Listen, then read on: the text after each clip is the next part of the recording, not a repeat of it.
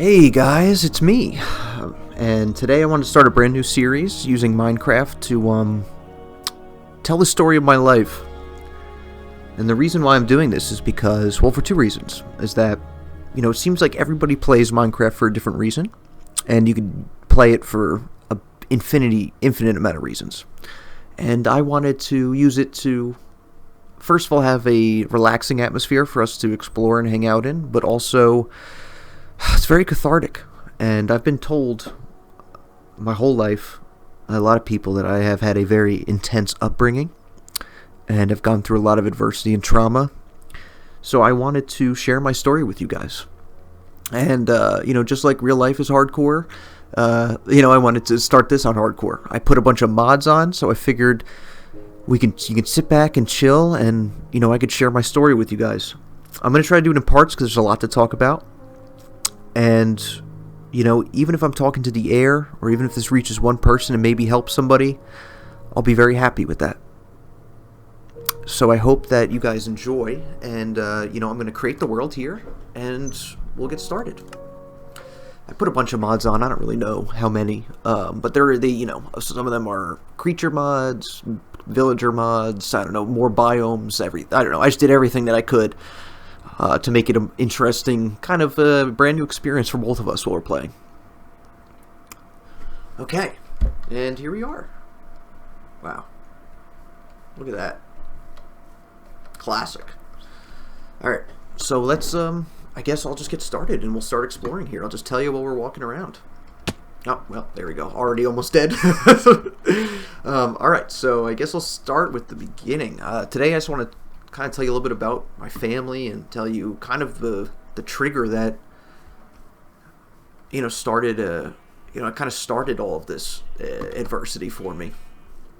So I'm going to go back a little bit to just to put it in perspective for you. I'm 25 today, and I've been through a lot of crap. And I just want to start by, look at these little guys. Hi, little guys, cute little deers, not deers. Anyway, growing up, I had those are horsies. I had a very, normal family growing up. I have two older sisters. Well, I had two sisters. I'll talk about that more in another episode. I'm the baby of the three of us. And the middle child, my second oldest sister, she is 6 years older than me. And the oldest was 6 years older than her. So together, you have 666, which I don't know if you're religious or superstitious or whatever. I'm not too religious or superstitious, but that's the number of the Satan, of the devil. And I don't know if that's a coincidence, but, a lot of weird things have happened throughout my life. And, growing up, my parents, they ran a jewelry business together. My father ran a business, and my mom ran the front of the store when my dad actually created the jewelry. Is there already something trying to get me? Probably. And growing up, I played t-ball for a little bit. I did hockey. Everything felt pretty normal. I had a pretty normal life. We grew up in a nice house. All that stuff. Something's wandering around trying to kill me. I'm gonna go over here then. And everything, was going well. And I remember I was in second grade. My mom and I were watching Beavis and Butthead VHS from Blockbuster. It was the episode where Beavis and Butthead, they get in giant tires and they roll down the hill. I don't know. I never really watched the show, but I remember that episode very clearly for some reason. And we were watching that on VHS, and it was just the normal school night. I was going to get ready and go to school the next day. And going back a little bit, I don't know why, but I remember in first grade, I learned about what divorce was, which probably a first grader shouldn't even know what that is, right? And I went home, and I remember asking my mom, I said, "Are you and Dad ever going to get a divorce?" And she said, "No, never. We have a happy family." And I wish that was the case. I wish that it stayed like that forever. But anyway, going back to my VHS part, we were watching the VHS tape. And then I decided to go to sleep. And I went to bed in my bunk beds. And, went to bed like nothing happened. My dad was working late that night, so it was just my mom home. And then I remember I woke up in the middle of the night, and I heard screaming coming from the kitchen. I heard my mom's voice and my dad screaming at each other. It sounded like my mom was questioning my father on where he was, so we're not going to get into that. But they were yelling at each other, and my sisters were there, and they were yelling to And it kept escalating, and I was just laying in my bed under the covers holding my blanket, and I was so nervous because I've been a little boy. Up to this point, I never heard screaming like this before. And then I heard my dad shout something, and then I heard a loud thud, and my mom hit the ground. And I remember my sister saying, "You do not shove her!" And my dad must have pushed my mom to the ground. And at that point, my sisters called the police, and there was this long hallway that went out to the kitchen. And I was standing in the archway of this hallway, and I remember the cops walking past the archway. They made eye contact with me, and they just kept going past to see what was going on. And I remember my heart was racing. I never experienced anything like that before in my whole life. My grandparents, my mom's parents, actually came over to pick up my sister, my second oldest sister, myself, and my mom. And my oldest sister decided to stay with my dad. And I remember I started weeping, and we were all crying, and I got in the car, and I was laying down in the back seat, my head on my mom's lap while we were both crying, and I remember I managed to mutter, "Are you and Dad going to get a divorce?" And she said, "I think so." And it was that moment, it was that exact moment in my life that things started to change for me. That I started to develop, anxiety around conflict, anxiety in general. And we drove to my grandparents' house that night, and we went to bed, crying, all of us, weeping. I remember weeping heavily. What is this? Oh my God, bones of a dragon. You alive? No, I think you're dead. Crazy. Pig. And the next day I woke up at my grandparents' house. I heard my mom crying in the other room. I went in there, she was sitting up weeping. And I went up to her and I hugged her and I started crying. And I realized that I was slowly had to become the man of the family to support my mom, because she needed me just as much as I needed her. And my middle sister was living at my grandparents' house at the time too, but her and my mom started butting heads, and they got into this huge fight. What's this little house over here? Might be able to live in here. They got into this huge fight, and my sister ended up moving out and moving in at my old house with my dad. He says, "Maybe I can just stay in here safe. Gotta remember this." What's that? You hear that? What's that? Who's in here? Sir? Sir, Oh! He's not friendly! Sorry, I'll leave. Ow! No. No. Alright, I'm out. Oh, close call. So anyway, where was I? That's right. And it was that same day that my mom gave me... Who was that, dude?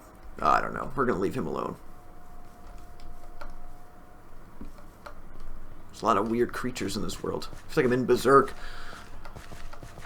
And I started crying in the tub, and my mom was crying. And I said to her, it's going to be okay. And after about a week of staying home, I started going to school again. Normal, as, every kid has to do eventually. And everybody was so kind to me. All the teachers, they knew what happened. Everybody was so nice. But I felt this intense anxiety because I didn't know anybody else who went through that. I didn't know anybody else whose parents dealt with an abusive husband, and were going through a divorce. So I was very embarrassed and ashamed, to be honest with you, at the time, to tell anybody about what happened. The teachers knew, but none of the kids knew. And we actually were living with my grandparents, my mom and I. And every day on the school bus, I'd always feel embarrassed because I always had to lie and tell people that's, my grandparents are living with us, because I was just so embarrassed that I even had to deal with what I was dealing with. And it was pretty awful for a while. And I started going to see my dad on the weekends. What was that? And my dad, every time he would drop me off from the house back to my grandparents' house, he would say, "Please tell your mom how sorry I am. Please tell her I apologize. Please forgive me." And I would always tell my mom, I would say, "Dad's really sorry." I didn't understand at that point. I just said, "Dad's really sorry. He wants you to come back home." And I found out that this wasn't the first time this happened. This was the third time this happened, that my mom was abused by my father. And the first 2 times she went back because, he always said, I'll change, I'll be different. But my dad, he would always go back after being on his best behavior for a little while. Look at that view. He would always go back to being the same manipulative, abusive person to my mom. And my mom just didn't want to deal with that anymore and completely, absolutely, agree with that. Oh, there's a bear with a cub. I'm getting out of here. You don't want to mess with a bear's cubs. But, I got put in this place where I was always in the middle between my parents fighting. I was always in the middle. I was always had to pass one message from one to the other. And then once both of my sisters began to live with my dad, they both started trying to poison my head and say, come live with us, like your mom's, it's her fault, like she did this and all that, when we all know that's not true. And I never went to live there because I knew I needed my mom, and she needed me. We needed each other. And I wasn't just going to leave her there alone, I have all of her kids abandon her. That's ridiculous. That is absolutely absurd and disgusting. So then life went on for a while, and I'd go see them. I'd go see my dad every weekend, but I was always scared. I was always afraid to go see my father. I was always afraid. I loved him, but I was always afraid of him because of what he did, and I never knew what he was capable of. That's not what I wanted to do. I was never aware of what he was capable of, so I always was terrified to ever talk back or anything like that. He never abused me, but he always had that air that he could at any moment, So that went on for a long time, and I remember it was one night. It was the second oldest sister. It was her. Oh, there's like a little. What's that over there? It looks like a little town. Let's go see if we can get some shelter. I remember she was having like a graduation party or something at the house.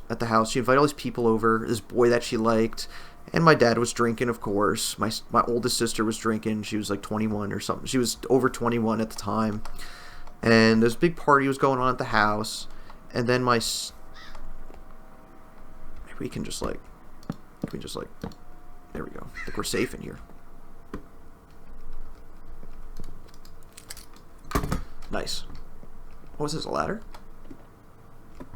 It's like a little cobweb place. Oh, look at this. How do I get up? I'm trying to get off of this ladder. I can't get off. I'm stuck. Maybe it's probably this, right? Well, I can't get out. Anyway, where was I? So then she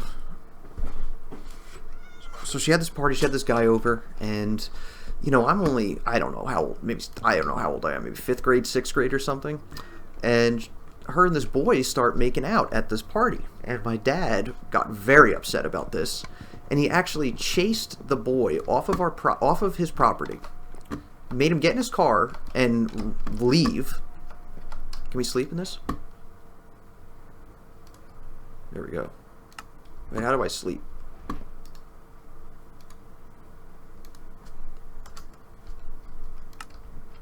And he chased him off his property, and then my sister started screaming.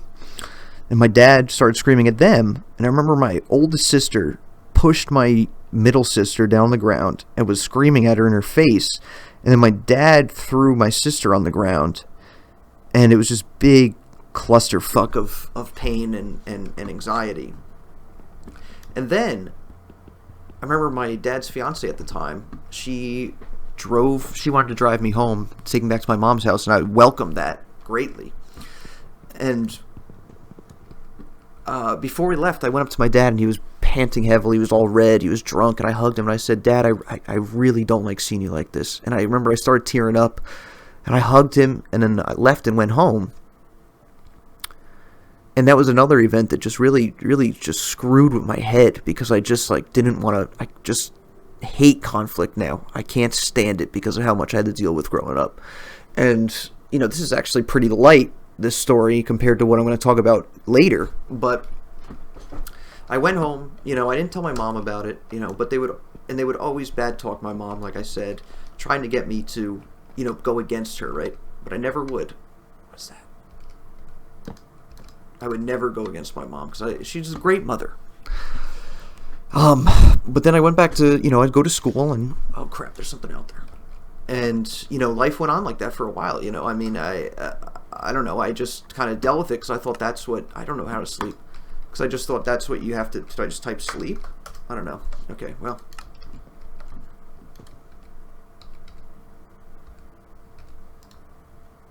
Sweet dreams. Maybe I'll just stay in bed. But then what would happen is, oh, there we go, perfect. I did it. Let's get out of this little house. Oh, there's still something out there. We're going to leave this closed. But then we went on to, it was high school. You know, moving on, you know, I went to see my dad every weekend. There's a couple other stories that I could talk about in depth, but, you know, just wanted to end this off before I talk about something even more serious. You know, it was freshman year of high school, and I was 15 years old. And my dad, it was the Super Bowl. It was February 6, 2011. It was the Super Bowl. I was at my dad's house on Sunday, and we were having nachos. We were watching the game, and I remember it was getting late, and I had to go to school the next day, just like any other kid did. And I wanted to go back home. And before I left, I hugged my dad, and I said, "Dad, I love you, and I'll see you next weekend."